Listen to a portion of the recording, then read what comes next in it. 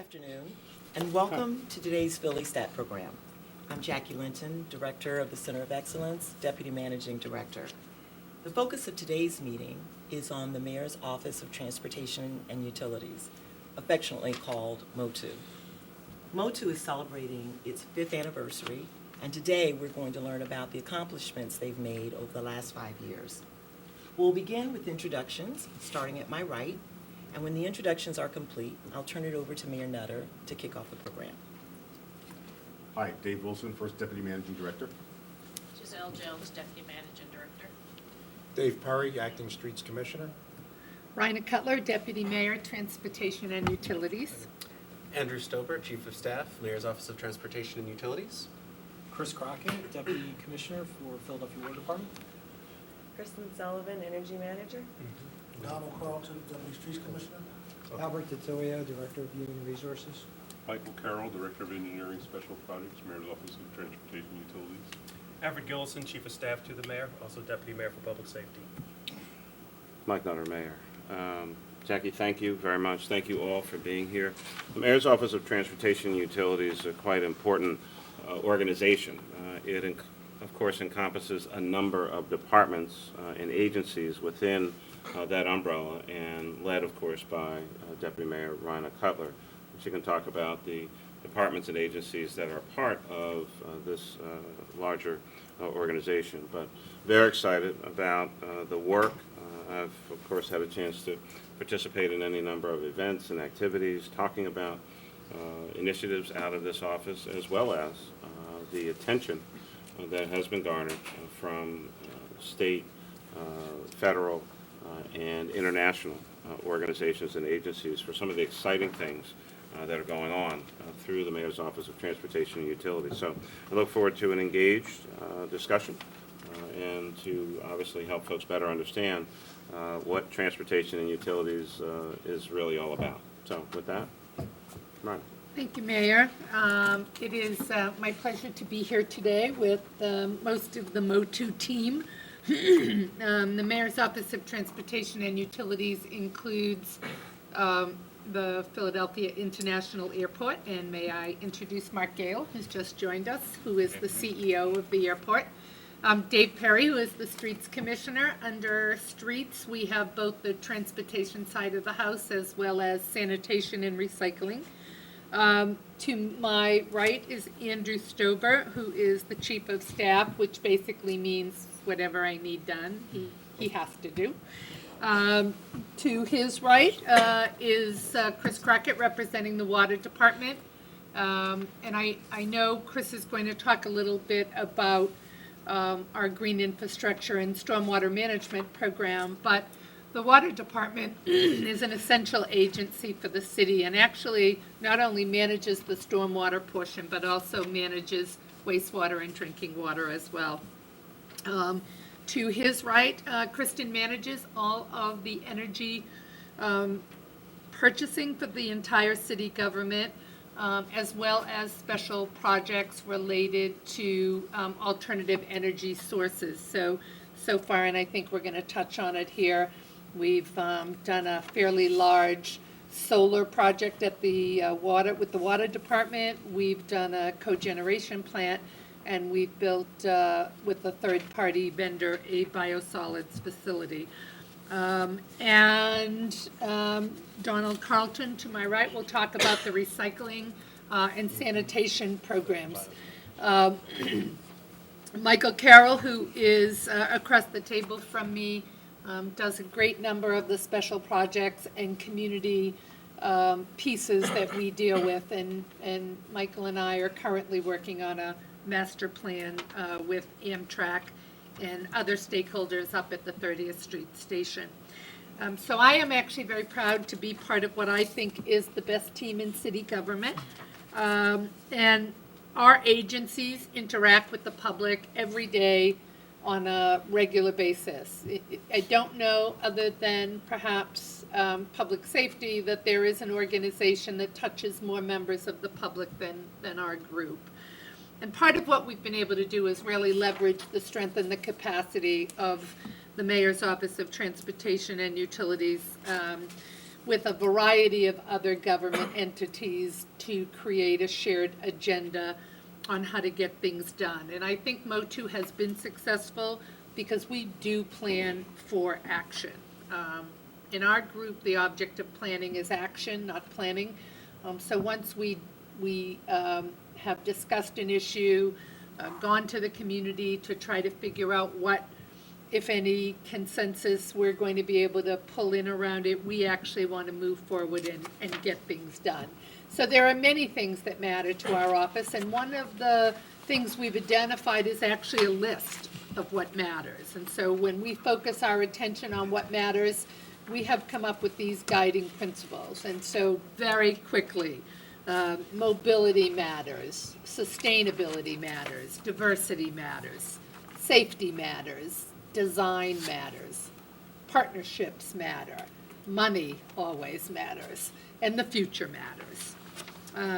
And so we have spent a lot of time trying to figure out how to get the discussion away from how hard or easy it is to drive into the city and really start to talk about mobility. Mobility assumes you can travel a variety of ways, and our job is to make it as easy as we can for you to do so and for you to have options. So if you are going to drive into the city, then you're focused on our ability to move traffic and to deal with safety. If you are going to bike to work every day, then we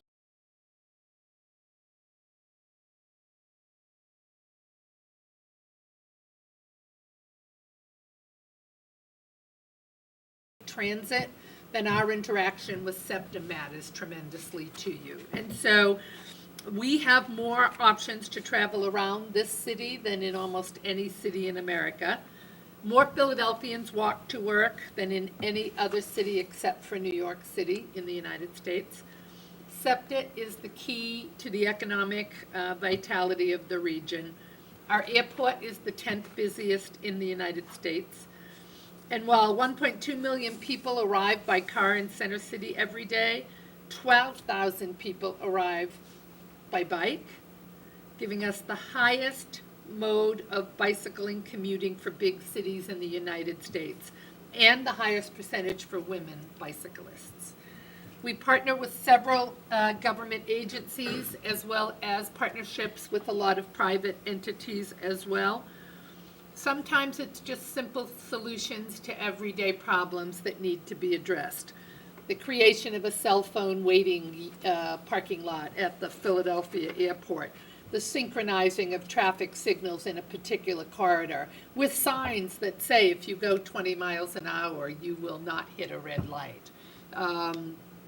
We are very big on public space, and as the mayor has heard me say, I think one of the legacies of the Nutter administration will really be how many great public spaces we have created, whether they're pocket parks or whether they are parklets, whether they are great new spaces like the porch at 30th Street that we've done with partners. We very much want to transform neighborhoods. And there are several more parklet and pedestrian plaza programs in the works. And we want to expand and improve travel choices for all Philadelphians in every neighborhood in the city. And that's whether they work here, they come into the city to play, they come here for a conference. We want people to be really comfortable managing to move around in the city and, in fact, the region. I'm going to turn this over to Andrew Stober to talk a little bit about some of those details. Andrew? Sure. So in the first year in office, we got to work very quickly trying to improve life in the most congested part of the city, Center City. And it was doing some really simple, practical things, like recognizing that so much of the double parking that occurred, that snarled traffic, was coming from delivery vehicles with legitimate business that occurred every day in the city and was regularly tying traffic up on our streets. So working with the parking authority, we got together with FedEx, with UPS, with DHL, and we said, okay, where are places that would be convenient and smart for you to park let's define those places and say, okay, you can park there to deliver your packages. It's an important part of your business. You can be there as long as you need to deliver those packages. But if you are blocking the street, we're not just going to ticket you, we're going to tow you. It only took a few vehicles getting towed after we'd established the parking zones before we cleared up one of the, very quickly, with a very practical solution that met the private sector's needs, met a legitimate business need, that we were able to clear up so much of the double parking in Center City. We followed that with working with the businesses along Chestnut and Walnut Street to create a morning truck delivery time so that all deliveries had to occur between 6 a.m. and 10 a.m. with the argument that we want you to be able to get your deliveries, have them occur efficiently, and then free up all of that space for customers and all of the traffic that's going to be passing by. As a result of that, we've seen, working with SEPTA and measuring their buses' travel time through Center City, that going west through Center City, it's 14% faster than it was before. This, really simple, low-cost, just smart solution. And so we hit the ground running with some of those actions. And it hasn't just been in Center City and just on surface transportation where we've hit the ground running and had successes early on. We also did that at the airport, and I'll turn it over to Mark Gale to talk about some of those successes that people experience every day. Sure, Andrew, thank you. And it's nice to be able to talk about where you're achieving some successes in the field of aviation and the airport that serves our region. Through the recession years, there weren't many industries more than aviation that were hit the hardest, and we experienced a drought in actually being able to attract new airlines to serve our city and our region. But as we came out of that recession, people were taking notice of Philadelphia, and within 2 years we were able to attract 5 new airlines to begin service here. In last year, what do you think brought that about? I'm sorry, Mayor? What do you think brought that about? I mean, it's not like people didn't know that Philly International existed. What kinds of things were you working on, and what were some of the attractions for those airlines? Certainly, the airlines being able to recover themselves financially played a big part in it. They had stopped actually looking to grow their route networks and actually just trying to survive. They had billions and billions of dollars in losses over the previous years, and we're getting back into a growth mode. But I think some of the fine work that's been done with your leadership, with Rhina's leadership and support, to be able to start to change the image of the airport, to invest in the airport, to provide the facilities that made Philadelphia attractive to new airlines when previously it was not. So the Virgin Americas, the JetBlues, the Spirits, the Alaska Airlines took note of Philadelphia. And we went and we visited with them, and we proved, we believe, our business case, that there was business here for them and they would be profitable to fly. And we kept that off just recently with the announcement of Qatar Airways, pronounced QA, or it's spelled QATAR, looks like Qatar, but it's pronounced Qatar Airways, to begin nonstop service from Philadelphia to Doha, the region. Most of the traffic's not going from Philadelphia to Doha. It's going to be going through Doha to places into India, Africa, and East Asia. It's a new gateway to the rest of the world. That is our connection. And to be a great city, we need to be globally connected. Well, I was with some of the Qatar Airlines folks. The Chief of Staff and I were in Washington for another series of meetings, but Ambassador Ramaldi had a meeting with the Minister of Energy and a number of others, but we were invited. But the Qatar Airlines folks were there as well. They could not be more excited about starting service next year. And so it's a great moment for us. And so whether it's national or international airlines feeding into Philadelphia, it opens up new gateways for business opportunity for us and moves people around, which is always great. And Mayor, I just came back from a meeting with about 15 different airlines from around the world, and Philadelphia is a buzz. They are taking note of our city and a lot of the great things that we're doing here, and I think we're going to be able to attract more and more in the years to come to connect us. Okay. And so I think Dave will talk now a little bit more about some of the work that we're doing with SEPTA to speed up transit service across the city, and some of the awards that we've also been recognized with in the past few years for our work. As Rhonda always says, we don't do our work in a vacuum. We work with stakeholders and other partners to leverage our investments so that the entire city benefits. One of the key ones has been working with SEPTA. And we're in the process of investing $30 million to upgrade our traffic signals in Philadelphia. And we're introducing a concept known as transit signal priority, which will allow buses to, in essence, control the traffic signals as they... Is that from a device on the bus? From a device on the bus, that's correct. So they will be able to control the sequencing of traffic signals as the buses go through the corridor. That'll be a key upgrade in the system, benefits all users. It also benefits automobiles, but the main benefit will be to the city's transit system. In terms of engineering, our South Street Bridge project, one... Dave, don't leave that issue. So I'm going to take it that these are on some of the top or major routes in the city. So, I mean, without getting into not necessarily a kind of bus number, but I mean, if you give a sense of the kinds of streets that we're talking about, these corridors, where might we see this kind of activity? Yeah, the main corridors that we're working on right now are Bustleton Avenue, north and south. They go through a major part of northeast Philadelphia down into the lower northeast. Those two corridors, Bustleton north and south, are in the plan, and also Woodland Avenue, a major corridor going through West Philadelphia and through the south central part. Now, what about our two main kind of crisscrossing, pretty much biggest streets in the city, Broad Street, Market Street, Lancaster Avenue, some of those, Gerard Avenue? What happens on any of those kinds of streets? Those streets will benefit from retiming of the traffic signals. They're not part of this original $30 million initiative, but... So you have both going on at the same time? Both going on at the same priority. time. Okay. Yes, that's correct. And eventually, the whole city will benefit from a interconnection of all the traffic signals. It'll benefit from next summer's opening of our traffic control center, which will allow us to control signals citywide from a single location. All that will speed up transit, speed up commuting in Philadelphia. Now, I learned from a great city engineer from the traffic division many years ago that you can't create time.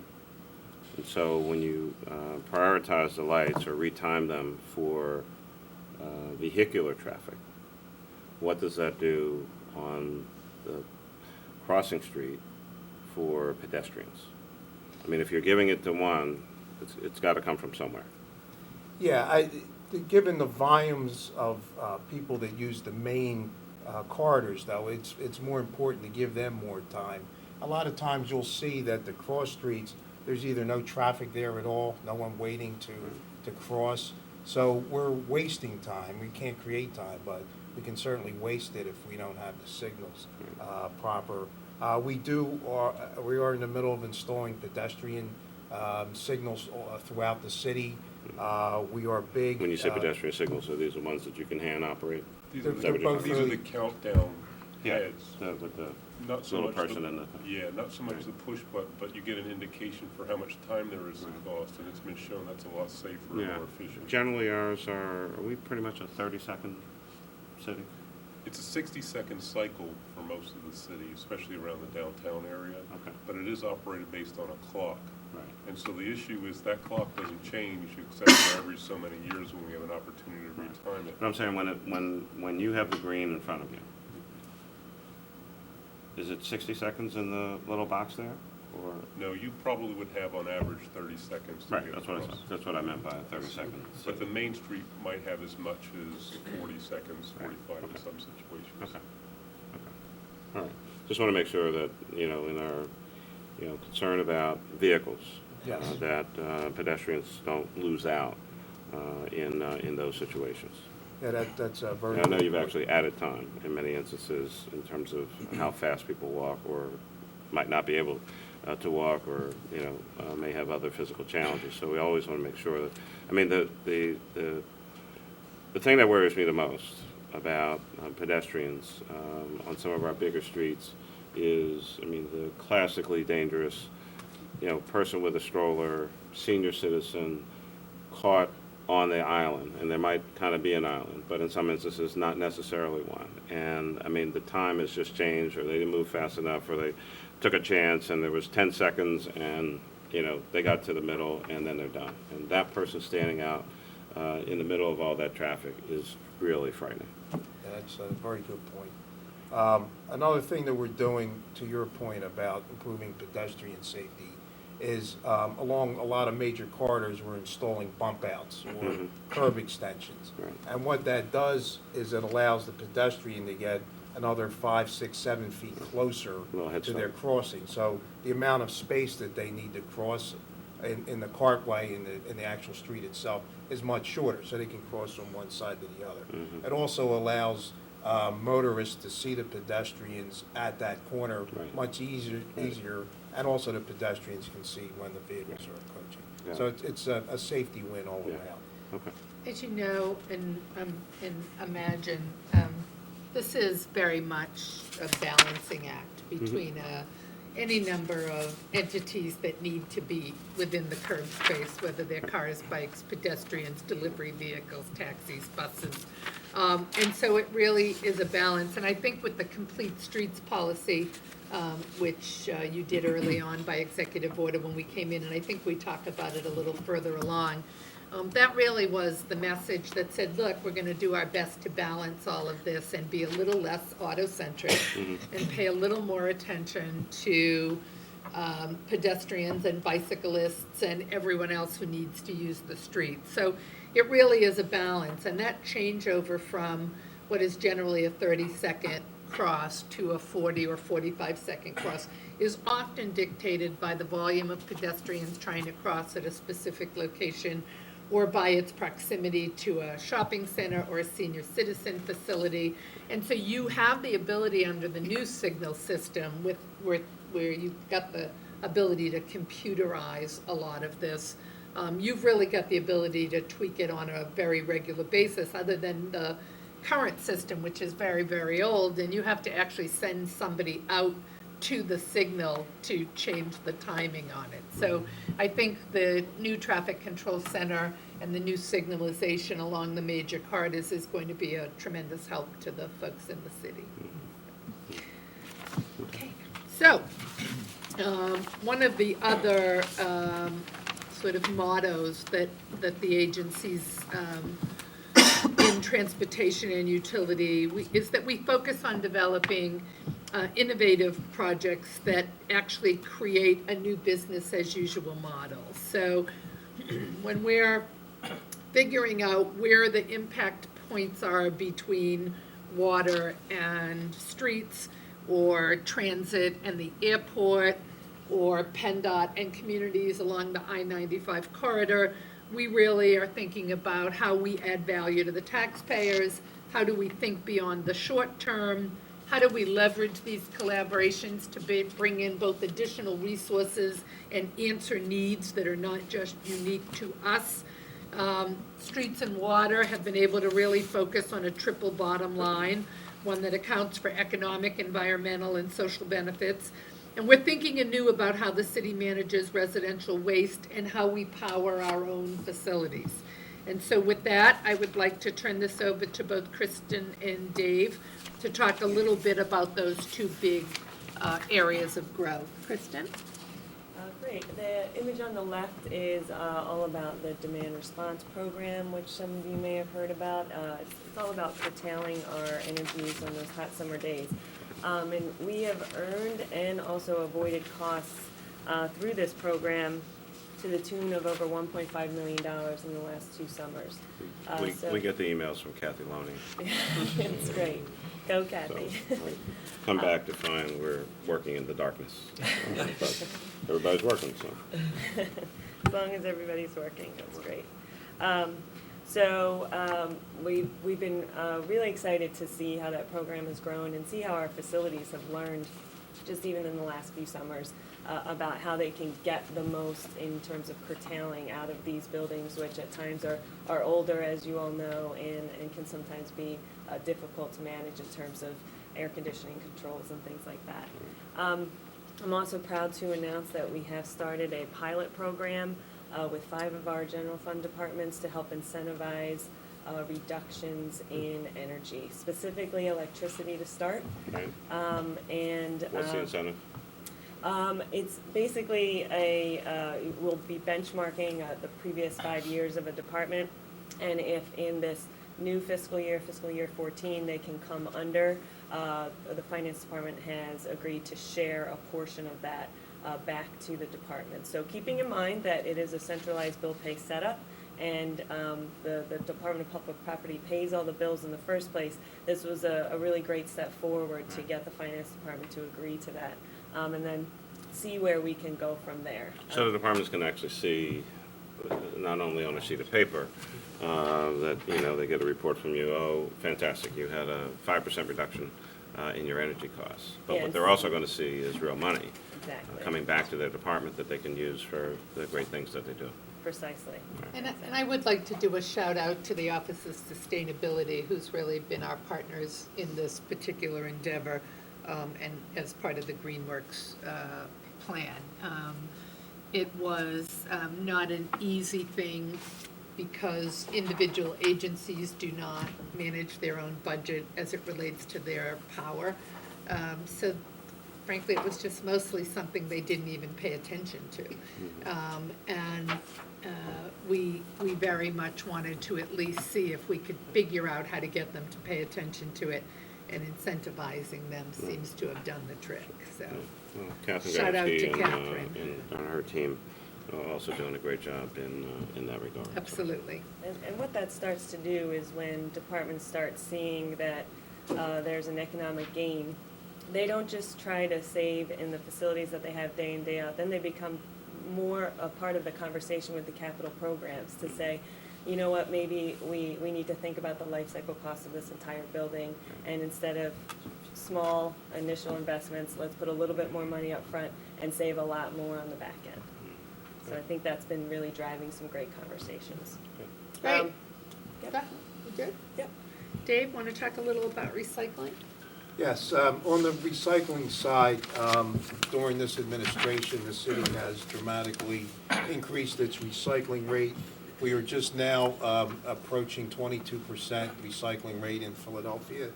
And what that means is that... And where were we when the mayor took office? We were in the single digits. Lower single Don, do you digit. know what the exact number was? Around 5 or 6%. 5 or 6%. I thought it was pretty terrible. And our most recent month's data indicates that we're now up to 22%. And we're inching forward every month. Right. So we're still making improvements on that front. And what it means in Philadelphia is that last year alone, we saved $8 million to our recycling program. Right. When someone avoiding landfill costs. Avoiding landfill costs. Right. Landfill costs typically cost us $58 a ton. That same material, if you can put it into recycling, the city gets $19 a ton. Is that where we are now, 19 a ton? $19 a ton is On the our recycling side? current, Make sure that my office gets a report about all of those numbers. I want to make sure that we're updating the figures as I'm talking about this out in the community.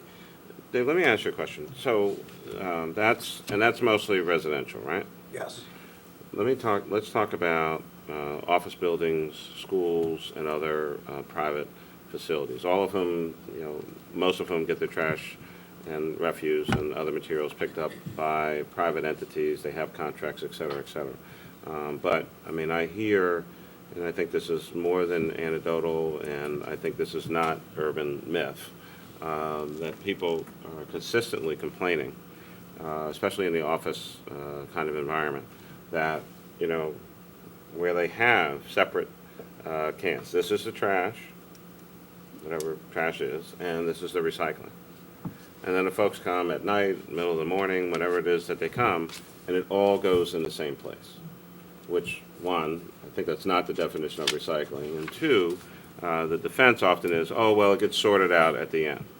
Well, right, and there are like bridges and roads that I'd be glad to sell you on that. So I have no belief that it's somehow being combined and then sorted out in many instances. So what's going on the private sector side and the commercial side? That's a great question. I'm going to actually turn that over to Deputy Commissioner Donald Carlton, who understands all the implications and nuances of the collection process. Okay, well, one thing we have been doing is actually starting in-house. We've actually started working with building liaisons and public property to identify workspaces where more recycling containers are needed, more recycling promotion is needed. We've actually started putting new bins on the floors so that residents would know exactly what's recyclable, know where the bins are. These are our own public facilities. Yes. And the people who do that work for us, I mean, in terms of, cleaning offices and taking material away, I mean, do they know that they're not supposed to combine? Yes, we haven't Trash seen and- that much within our own facility. Okay. Those issues that you speak of are more condominiums, more private entities where residents may complain. And what we have done is we actually have our enforcement officers that will go out, will inspect these particular buildings that we are getting complaints. And we actually hold the haulers accountable also, because the haulers are supposed to provide the recycling service. If they're not providing the recycling service, then they will be penalized. And we also reach out to the building maintenance and the actual owners so that they can know that it's important to separate and how to so separate. So is it within the recycling legislation or regulation, are commercial office buildings supposed to recycle their materials? Yes, Okay, and the haulers are supposed to provide that service for you. okay. Do we And how- audit that? Yeah, I was gonna say, how do we know that they're actually doing it? Scott, can you answer the question for me? Or the ordering? The individual facilities are required to have, submit recycling plans to the city. So that's one way when our enforcement officers are at a building, they'll check through our own system, their handheld units, and they can check and see if they have a recycling plan on file. All right. And that will identify the hauler and what materials they're recycling and so forth. Let's And if go they to the don't deputy have mayor's that in question. What place- about auditing of that? Have we ever, take 5, 10 buildings and actually try to figure out, are they recycling? We haven't done to that particular degree. Yeah, they have, our sweep unit has done some targeted enforcement, but it hasn't been done on a really large scale, everything, because we have roughly 50 officers for the whole city. So Right, it's no, I understand been that. spread out. So what I'd like to ask for out of this is, at a minimum, some discussion, say, with BOMA and a bunch of other large commercial office buildings here in the city of Philadelphia, and really get into a discussion about, are you in fact doing this? Do you have a plan? Are you following the plan? And to the extent that we can, there would be some amount of stepped-up auditing. I mean, unfortunately for some, that's probably about the only way that they're going to respond. What about schools? Well, the school board itself has the actual private hauler. We provide service for them once a week, which is something that we did out of just them saying that our hauler isn't really providing the recycling they're supposed to. So what we did is we offered them with no additional staffing or no additional income to the sanitation division. We began collecting their curbside material once a week for them. But they are currently working on their recycling RFP, which is they're going to more aggressively go after the haulers that they're dealing with to ensure that they're providing the recycling service. And our office has worked with the school board on how we did our RFP and actually give them some insight on what issues they need to sort of pay attention to ensure that they're getting the service that they are paying for. So Dave, the 22% number that you talk about, again, I'm assuming it's primarily residential, Just our trucks, the sensors, the bucket, the whole thing. Do we take into account any of this other activity on the commercial side or the school district side as a part of a larger citywide recycling number? Donald, do we calculate the private collection side Yes, for it's recycling? 40% is what's being recycled through the entire city overall. And 22 plus or 40% on that's commercial? 40% on commercial and 22% On residential. Residential, and that's kind of comparable with most of the cities in the country that would consider themselves good recyclers.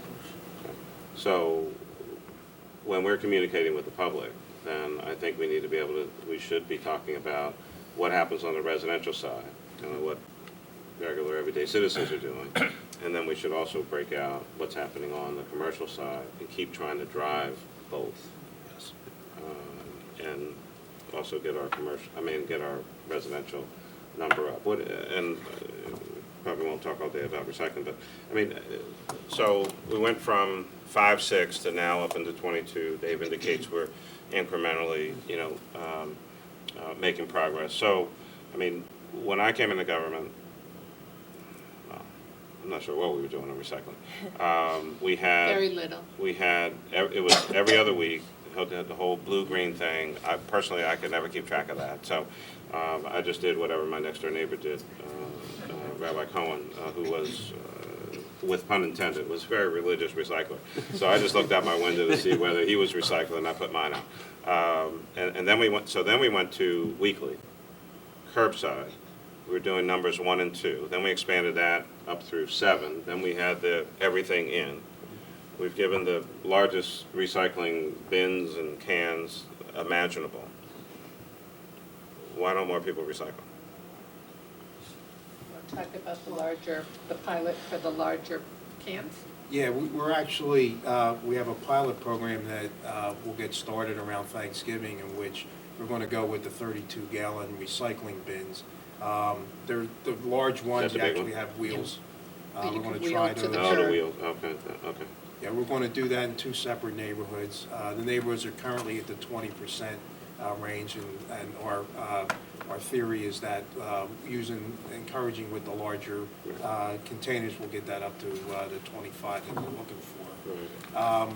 The other things that... So we think some people are not doing it because they don't have big enough cans?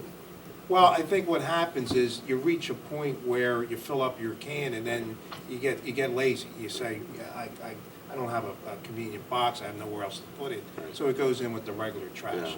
Yeah. And we're thinking that we use the larger can, we put it on wheels, we make it real easy and convenient for people to bring their materials out onto the curb, Right. that'll have an impact. So that's our hope, and by next spring we'll have some data to Do we think that support that. folks have enough information to really understand that most things that you would ever have in your house can be recycled?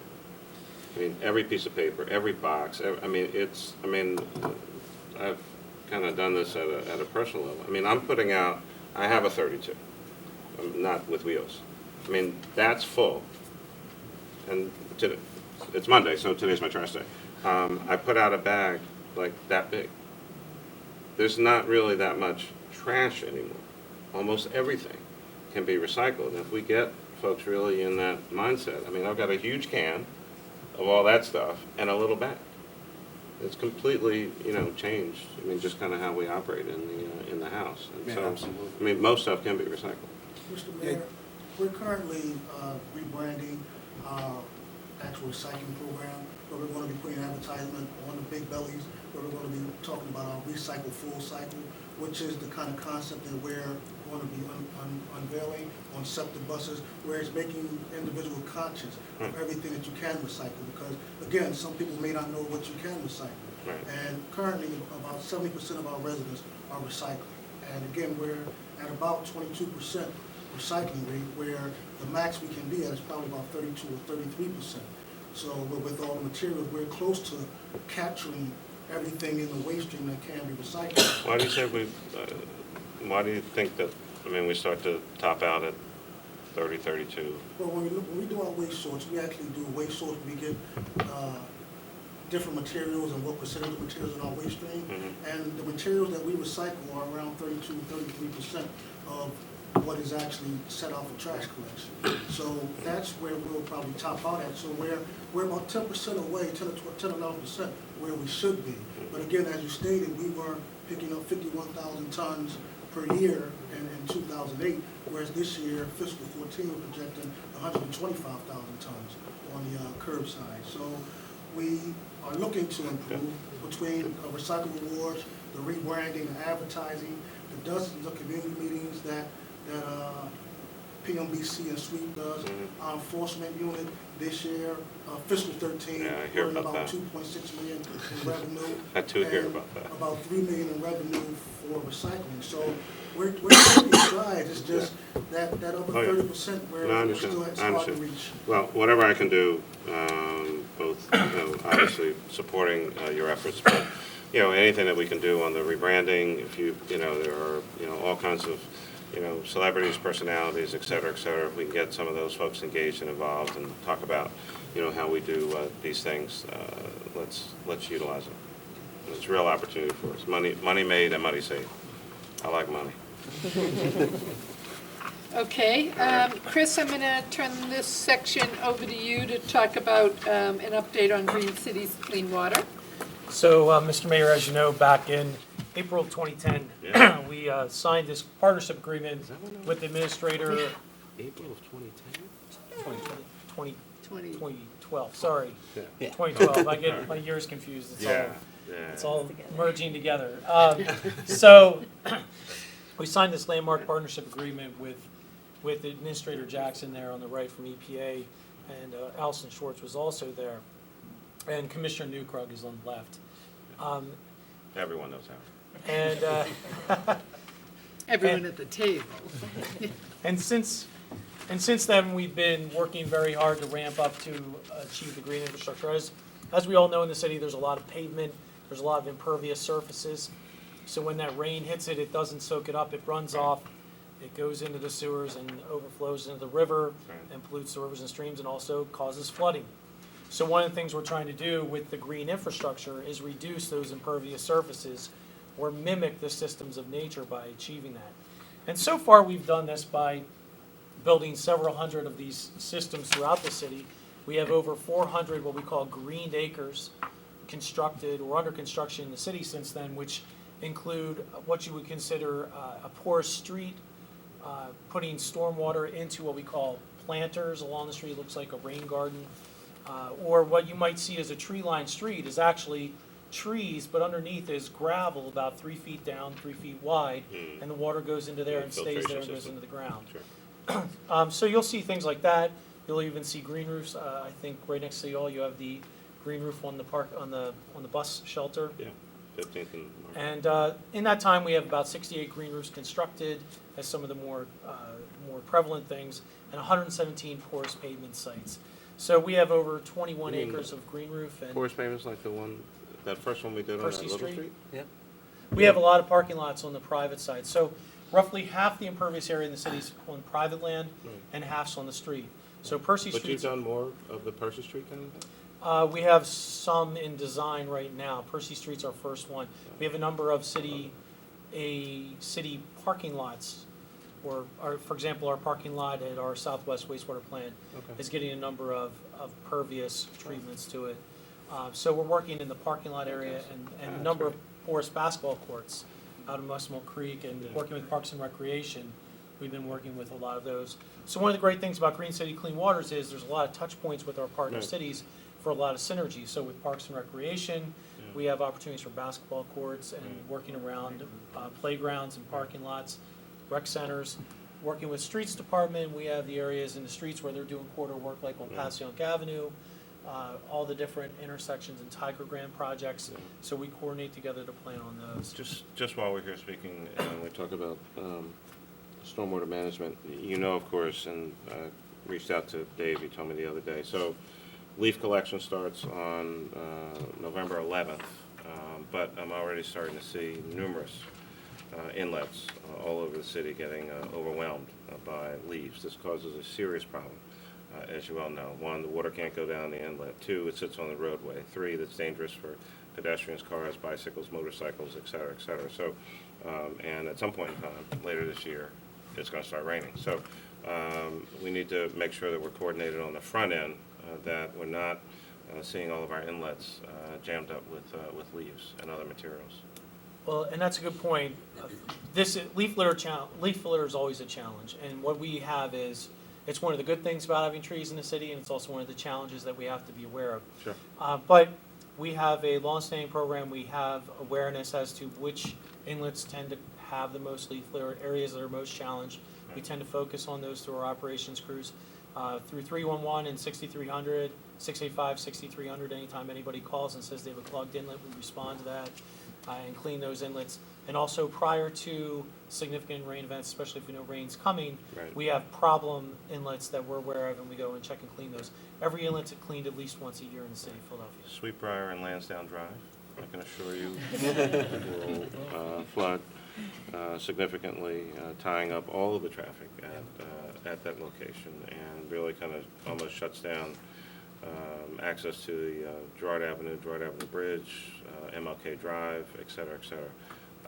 I'm not sure what the longer-term solution is, other than on my probably third streets commissioner, and all I've ever heard is it costs a lot. But it is a significant challenge at that location. Train trestle on Winfield Avenue between 50th and Bryn Mawr is another. And also another train area on Woodbine Avenue around 62nd Street. Again, the unique thing about what binds all of these together is both streets, the street in both directions comes to a point, the low point, and massive flooding and all kinds of problems are created as a result. Which also kind of touches on another thing that we're working on with Streets Department in street design is our Green Streets Manual. So one of the things that we're also working with related to this is part of the new business is normal. We're institutionalizing with Parks and Rec and with the Streets Department based on the different streets that are out there and the typologies. You can go through this kind of choose your own adventure book to figure out what kind of stormwater management systems for green infrastructure work with the streets that you have, so you can meet the bump outs to help people cross the street, make sure that we're able to get to hydrants, make sure we're able to have parking, not reduce parking, and make sure that we can have good traffic flow. And that manual is officially going to be released to the public in November. We're in the final stages between Streets and us, but that's one thing that I know a lot of people said would never happen, but a good example of how we're coordinating. And we believe that the green infrastructure as it goes in, based on the new storm in town, we know that the 100-year storm happens every year now. So we believe this infrastructure is going to make a difference for a lot of those intense events where there's that kind of flooding in the street. Good. So we're hoping to get at this issue from a number of different directions. And that's actually a good point, because I think, and this is something that, again, where Catherine Gajewski and the Sustainability Office and the MOTU group is really starting to have a conversation around what, if it is fact, and we are gathering data, that we are having much more frequently very serious rain events, that we are seeing 150, 20-year storms more frequently, when we were having enough problems managing the 5 and 10-year storms. So we're looking at data, and we really do need to start to have a conversation with the public about higher tides on both of our rivers, storm events that cannot be managed through the current stormwater systems. It's just going to continue to put more and more strain on the infrastructure system that is water and sewer. Many of those pipes, as you know, are well over 100 years old.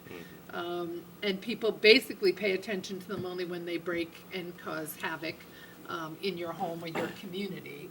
And so I do think we are starting to put together information that starts to have a conversation with the public about what does all this mean. And it isn't that it means the world as we know it is coming to an end next year, next week, next month, but really what are the long-term pieces we're going to have to look at in order to protect all the investments we're making now, because we have little or no control over weather events, and so how our infrastructure manages those weather events really starts to matter. So we are starting to figure out what the conversation is we want to have with the public and how we go about starting to get some input, both from the experts as well as the citizens. As you know, more and more parts of our city are flooding with major water events. And so part of that is do we really need to look at the land use and zoning differently if we're going to acknowledge that there's just going to be parts of the city which hit low levels that are always going to flood? Are we going to look at how much can we solve this problem with some green infrastructure? How much do we need to look at gray infrastructure? What is the cost on the water rates of trying to improve that system citywide? And so there are a lot of questions that I just think it's time to start talking about, even if the solutions are very, very long-term. One of the things that I was talking to other neighbors about, both in my own neighborhood and across the city, is just how effective is the small, what used to be, little curb areas that, especially in West Philadelphia, we used to have, there was a tree, and then you had connected beds, land bed that would be there. And if you come to our neighborhood now, everybody has pretty much taken the trees out, completely gone. They've covered all of the dirt area, Right. and they're now just all solid sidewalks. Hurts tremendously. So the idea to sit back and have just a conversation with your neighbors again about, not just put the tree back, but can we get back to a little bit of a softer space instead of all of that hard space? Okay. And it's really not that expensive because, quite frankly, the concrete people are coming around saying, we'll do your sidewalk, without having the larger discussion. And I know in West Philly, we're used to always seeing a lot of trees, but Right. now they're coming out pretty quickly. Well, I mean, I think And between where's that the, information coming from? you know, the leaves, some, that are very, very old are uprooting, or lifting up rather, Right, the Sidewalks. sidewalk plates, creating tripping hazards and other kinds of things. And so, I mean, there is that balance. On the other hand, Mike D and his team, I mean, we give people trees. I mean, we're giving them away. All studies indicate that, a tree-lined street, on average, the value of the properties there is up anywhere from 12 to 15%, just because you had trees on your street. So, I mean, there are a lot of advantages. We have to remind folks of what this is all about. Clearly, the cooling effects that take place as well. So, we still don't remove live trees. No. We only take out dead trees, right? Right, and if we take out a dead tree, we can replace it. So we're capable of, if somebody calls us, we'll take the tree out and we'll put a new one in. Right. We have that's a capital expense. Right. We're funded Right. to do that. But I think based on what the deputy mayor said, we need to really kind of remind folks what the true advantages are. And yeah, they'll have leaves from time to time, which are actually good, and you have a little bit of cleanup.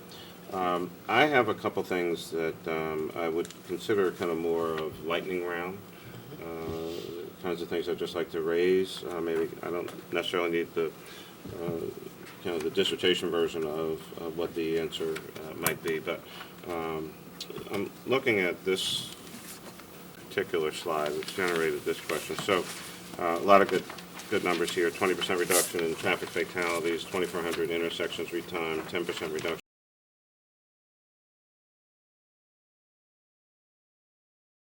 We have the answer right off the top of your head.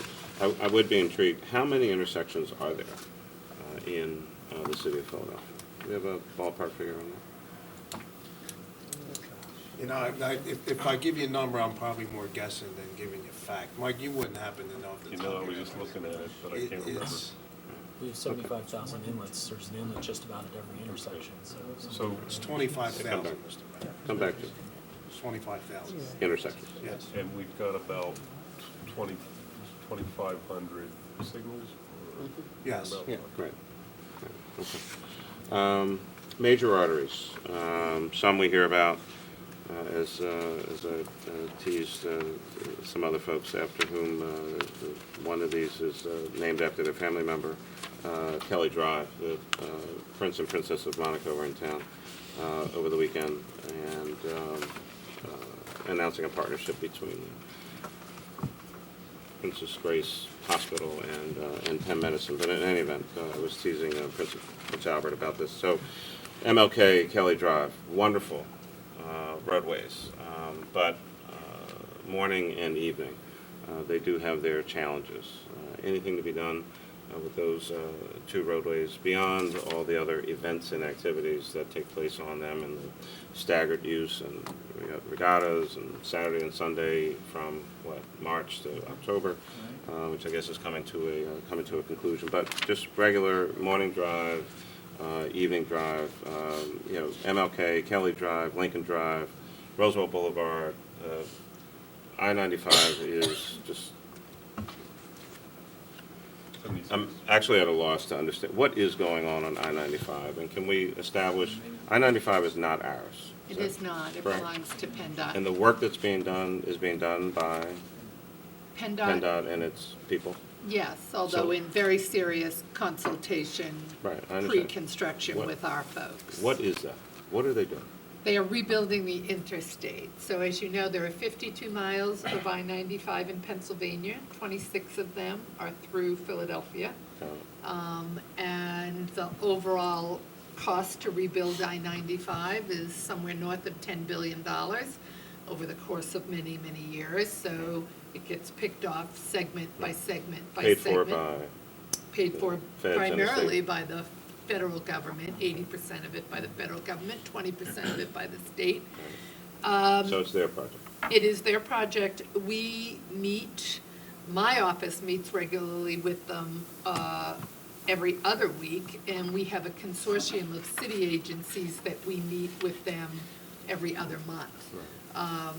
And then there are lots of community meetings in between, so people are aware of it. The construction on the interstate is going to be going on in one segment or another as it moves from north to south. I will tell you that. Both sides? Yeah, both sides. Both directions, right?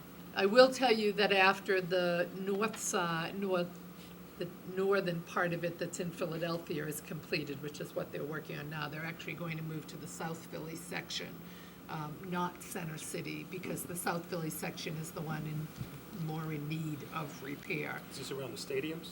Stadiums right through to, Past the airport.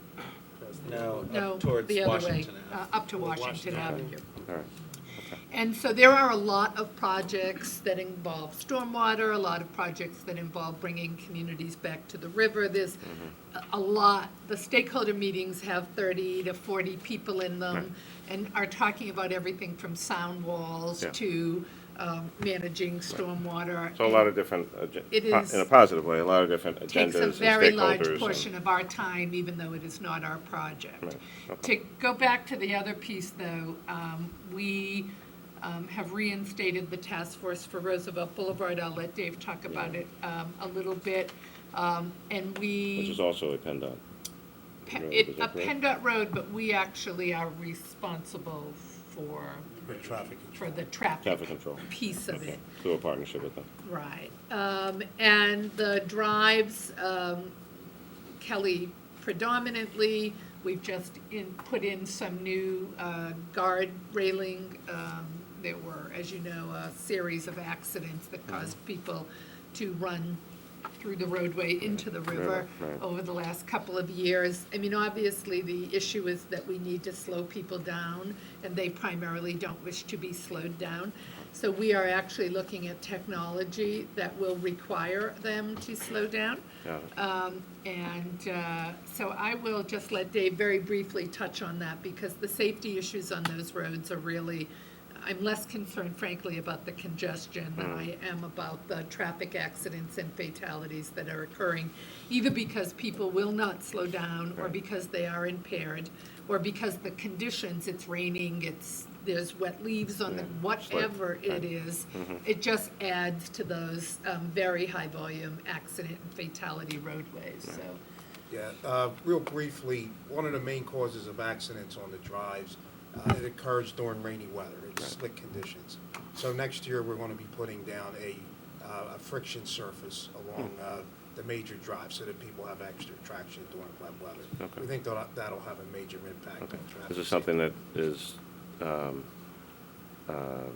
embedded in the asphalt? Is it on top of the asphalt? I mean, what will it feel like? It's a coating that goes on top of the existing road surface. But within that coating, there's asphalt materials Right. and a grit material. Okay, and that so it helps provides you deal with the whole water-oil mix, which is a significant component, especially with a light rain. Yes, that's exactly right. That creates almost a film. And to just as some an extent. FYI, though, that project is not paid for by our capital dollars, but in fact comes out of the red light camera money. So Got it. that's That's safety a part of it, dollars that we right. get from PennDOT. Okay. The second thing we're doing there, we're experimenting with a new technology in which we put a sensor in the street, and that sensor determines how quickly motorists are traveling along Kelly Drive. And if they go over 10 miles beyond the speed limit, the traffic signal actually turns red. So it'll force them to have to slow down. And we're playing around with the different timings and trying to optimize We'll that. try to keep it off the morning and evening rush. That would be nice. But most of Well, our it's- accidents, in fact, don't happen. Right, well, no, you, Funny. for the most part, you can't go fast. Morning and evening, for the most part. I know. Let's talk about regular street resurfacing. So, some number of streets get resurfaced every year. B, increasingly we're running into challenges in that regard. And so, Ronnie, you and I have had a lot of conversations about that, but I mean, kind of give us the most recent and then corners and how we deal with ramps and the impact that has on the overall resurfacing budget and why. Dave? Yeah, our local roads, we have approximately 1,900 miles of local streets in Philadelphia.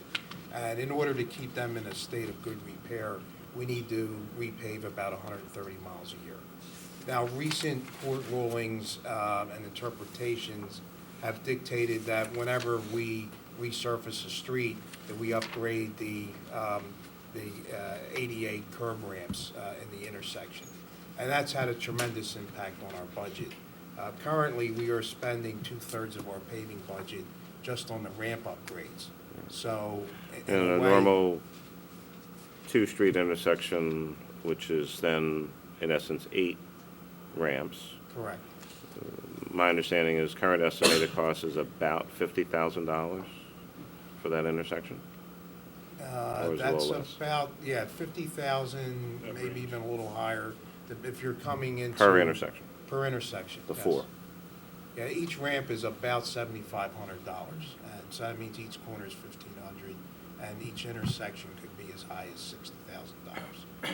As for the design cost, that construction. All coming out of repaving money, though? That all comes out of the repaving money. Right. So the most important number I think we give you in the short term here is if a state of good repair is paving 150 miles a year, 130, we are paving roughly, We're in the 40 to 60 mile range. So Right, because the we're less bulk of than the half. money is being spent on, It's being right, spent and on- let's be really clear.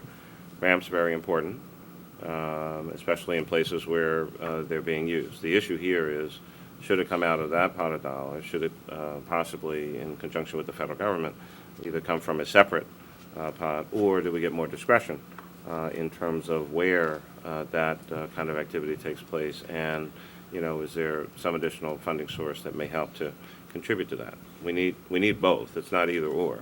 But, I mean, the table has completely turned on the issue where we're spending 2/3 now, not on resurfacing, but on ramps, and the roadways are continue to deteriorate. yes, and as you know, we are having ongoing discussions with both the state and the federal government Right. about this. But we will never catch up to a state of good repair at the rate we're going now, paving very few streets because we are required to do a lot of other pieces. Last question for me is around bicycle safety. One of your, I think it's on the same page, we talk about that. We have, I mean, some people are obviously very, very responsible in their cycling.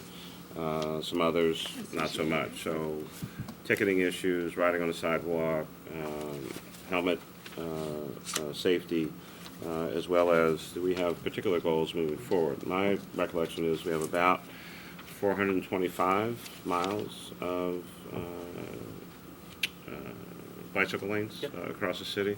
What do we expect to see over the next, 2, 3, 5 years? Sure. So the first news is good news on cyclist safety. The number of accidents that involve cyclists has dropped by half in the last 10 years, and that is as cycling has more than doubled. So many more cyclists on the road, actually absolute number, fewer cyclists getting hit by cars. That's driven by a number of factors, but most particularly drivers becoming more aware of the number of cyclists on the road. We know that cyclists certainly have responsibility when it comes to their own safety on the Like street. stopping at red lights? Like stopping at red lights, among other things, like riding with traffic, not against traffic.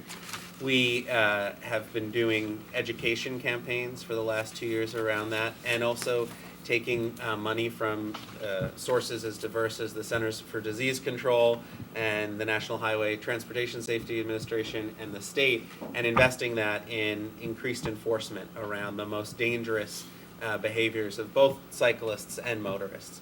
So this is not about, pulling over the person on their way to work who's stopped at a red light, looks, sees there are no cars coming, and rides through. This is about going after and stopping the person breezing down the sidewalk filled with pedestrians on their bike, blowing the red light, putting themselves and others in danger. And so we've worked closely with the police with a variety of funding sources to address that front. Could you move that up one slide, Andrew, because that's part of the campaign. Oh. And so Yeah. people may What are you have gonna do with it? recognized. That's a great sign. It's on the street. may have The recognized, campaign is on the street, Oh, okay. yes. I love it. This sign and others from it's road safety, not rocket science campaign. As we thought about it, these lessons are we're not telling anybody anything they don't already know. Right, yeah. We're reminding them and trying to get them Generally, your mom or dad engaged. told you a bunch of years ago. So, Yeah, exactly. we don't have to so much discuss it now. You touched on it, and I know we need to wrap up. What I would like to see, though, is an overall safety plan moving forward for Roosevelt Boulevard. Just Task what force are we is doing? working on it, Okay. and we will be submitting as part of this year's safety grants to PennDOT a 3-year commitment for dollars for roadway improvements on the boulevard. Okay. All right. So, thank you very Well, much. that needs a public information campaign as well about where to cross, where not to cross, and those kinds of issues also. Jackie, Yes. it's on You're you. on? Well, thank you all for coming. I think it was a very lively discussion, a lot of really good information. The deck, it will be posted online as well as this meeting. And thank you all. Have a good day. Thank you. Thanks, Jackie. Thanks a lot. Thanks, everybody. The full thing on the entire thing? Okay. Yeah. Yeah, we'll